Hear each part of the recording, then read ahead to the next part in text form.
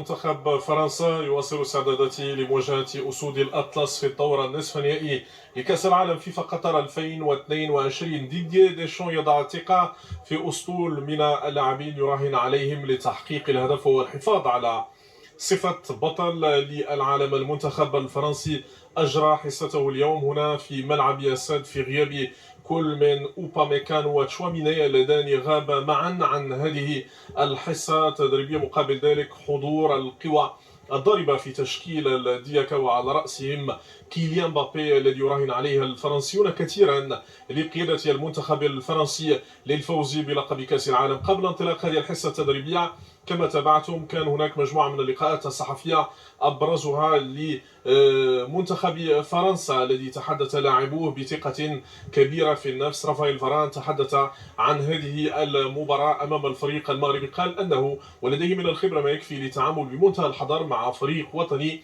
لم تستقبل مرمى سوى هدف واحد في المباريات التي أجراها لحدود الساعة. واجه مجموعة من المنتخبات الأوروبية وتمكن من هزم إسبانيا والبرتغال، أطاح بمنتخب بلجيكا، أحرج كرواتيا.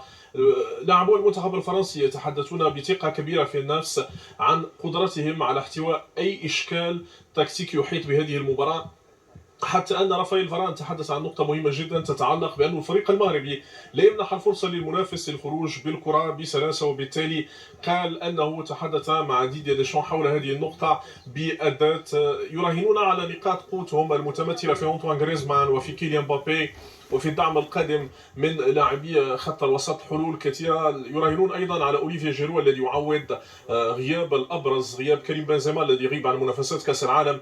نعرف أن موجة الإصابات التي أصابت منتخب فرنسا قبل انطلاق المونديال والمتمثلة في غياب مفاتيح لاعب مهمة جدا من قيمة نغولو كونتي في خط الوسط، غياب كريم بنزيما، غياب أيضا بول بوغبا، لكن هذا الجيل من اللاعبين يراهن عليه كثيرا الفرنسيون للفوز باللقب.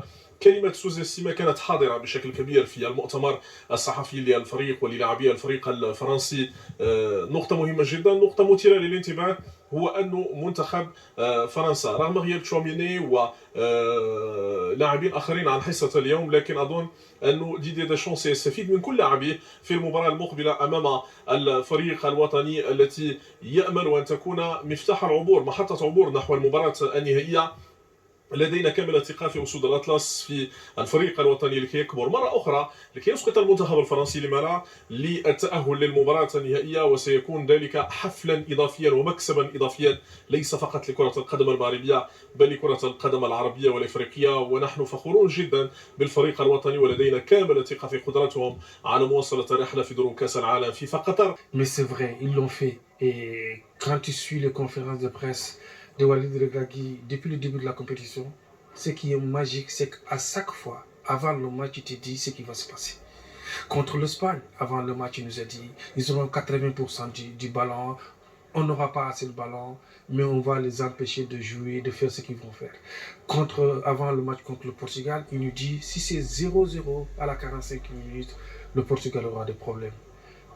À la 45e minute, le Maroc a marqué, après c'est fini. Cette équipe marocaine, oui, on dit que c'est une surprise. Mais quand tu vois le travail qui est fait au Maroc, moi qui connais le Maroc bien, les installations que vous avez sur place, grâce à votre roi, à votre fédération, il n'y a pas de surprise. Votre centre Mamoura n'a rien à envier à Clairefontaine. Vos clubs, le Wydad de Casablanca, n'a rien à envier à Angers. Raja n'a rien à envier à Sochaux. Donc, je pense que c'est le résultat d'un processus que vous êtes en train de vivre. Là, on n'attend pas les demi-finales. Battre la France, non. Non, là, on est gourmand, là. On veut le titre. On veut la coupe. Parce que vous avez l'équipe pour.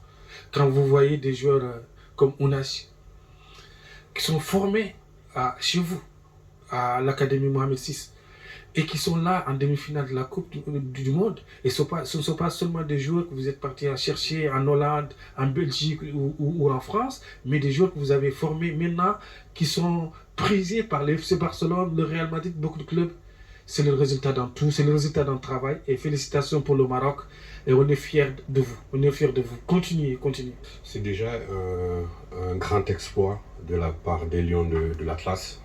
Comme vous le savez, quand on participe à une Coupe du Monde, je parle des équipes africaines, il n'y a personne qui nous attend à ce niveau-là. Donc le Maroc a finalement réussi à briser le plafond de verre, ce qui était très compliqué parce que comme on le sait, jusqu'ici il n'y a que 3 équipes africaines qui étaient parvenues à se hisser en quart de finale. Et là le Maroc, la première sélection africaine, a brisé le plafond de verre et à se retrouver dans le dernier carré d'une Coupe du Monde.